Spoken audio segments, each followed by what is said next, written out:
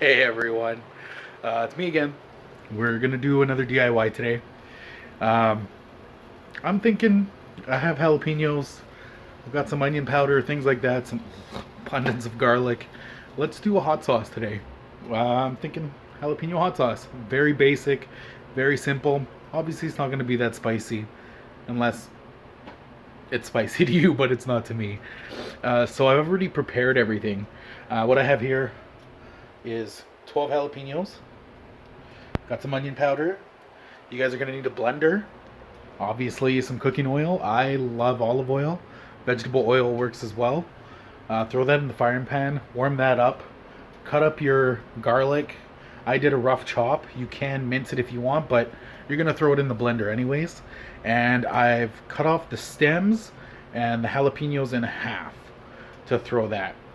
You're going to need, depending on your spice level, you can use a full cup to a half a cup of vinegar. It's mainly for preserving too, but it does dumb down the heat. What you're also going to need is you can add some water as well. I'm just going to stick with the vinegar just to preserve it, to keep it so I can have it for longer.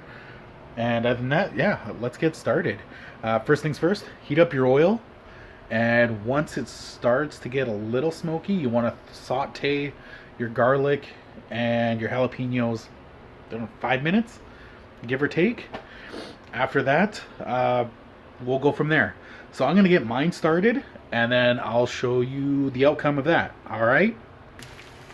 All right, so I've been sauteing my garlic. I used 4 cloves.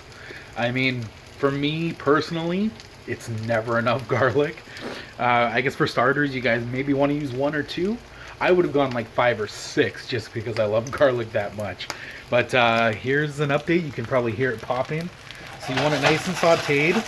We're trying not to brown the garlic, but you know, I'm recording and stirring. So we're going to do that.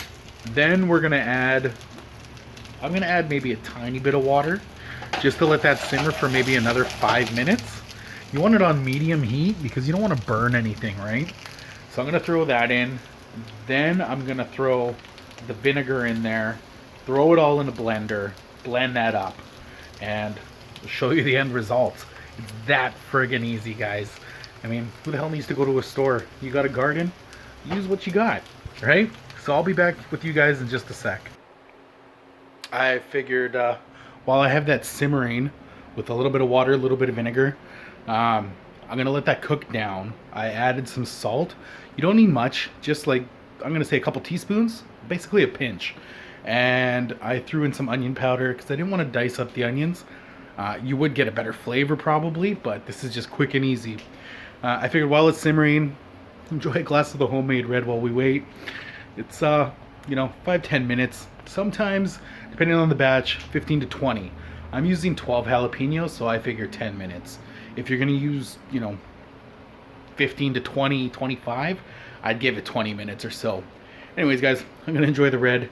I'll get back to you when I'm about to blend it. Cheers. All right, so wine is done. I'm feeling much better after a hard day. So after adding the water, you let that evaporate, basically, is what you want. Then you'll add the vinegar. You can either evaporate that a bit, like I said, depending on what heat level you want. Even though it is jalapenos, it's mainly for preserving. So I only used half a cup. Then I threw everything in the blender, blended that up, letting that sit. I've got my jars ready. You know, I've got a bunch of these skull jars. I know it's only jalapenos, but when me and Kitty first started being together, even before that, like, I'm a spice nut. Like 6 million Scoville, yeah, I'll do it. You know, it brings you close to death, which gives you a better feeling for life, you know, with the spice. You know, ghost peppers are nothing. I've done scorpion, I've done that new one, Pepper X. I've done them all. Love them. But anyways, back to this hot sauce. So I put everything in the blender. I strained everything through, like the juices and whatnot. Blended that up. So what we have here now is a nice green. Smells a little, got some tang to it. The real deal. I know it's still hot, but let's see here. It's got a little bit of spice. Definitely has that garlic flavor. It's the after kick. You know what I would have done? I wouldn't even have used half a cup, or I would have cooked out the half a cup to give it more heat. I find vinegar really dilutes the heat with any pepper. So for you guys, I mean, what do you guys, have you guys done this before? If you have, let me know in the comments what peppers you've used, other things you've added. Like I've added rosemary, I've added thyme, even parsley, dried parsley. You throw that in while it cooks, give it a little more earthy tone. Let me know in the comments. For now, what I'm going to do is I'm going to jar this up.